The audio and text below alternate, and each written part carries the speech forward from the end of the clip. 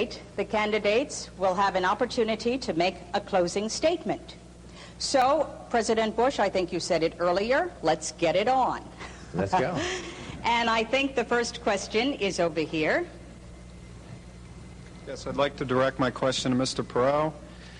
What will you do as president to open foreign markets to fair competition from American business and to stop unfair competition here at home from foreign countries so that we can bring jobs back to the United States?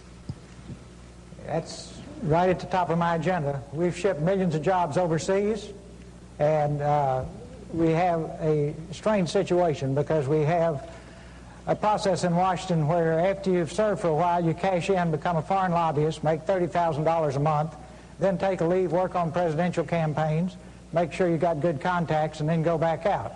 Now, if you just want to get down to brass tacks, first thing you ought to do is get all these folks who've got these one-way trade agreements that we've negotiated over the years and say, fellas, we'll take the same deal we gave you.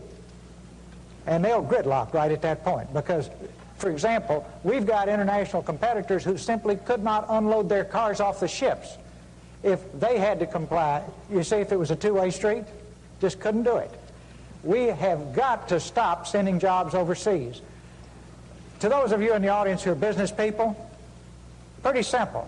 If you're paying $12, $13, $14 an hour for factory workers, and you can move your factory south of the border, pay $1 an hour for labor, hire a young 25, that's assuming you've been in business for a long time, you've got a mature workforce.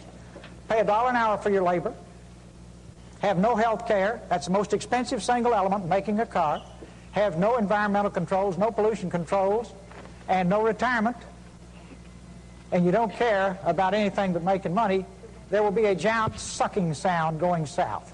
So if the people send me to Washington, the first thing I'll do is study that 2,000-page agreement and make sure it's a two-way street. One last point here. I decided I was dumb and didn't understand it, so I called a who's who of the folks who've been around it. And I said, why won't everybody go south? They said, we'll be disruptive. I said, for how long? I finally got them up for 12 to 15 years. And I said, well, how does it stop being disruptive? And that is when their jobs come up from $1 an hour to $6 an hour and ours go down to $6 an hour, then it's leveled again. But in the meantime, you've wrecked the country with these kinds of deals. We've got to cut it out. Thank you, Mr. Perot. I see that the President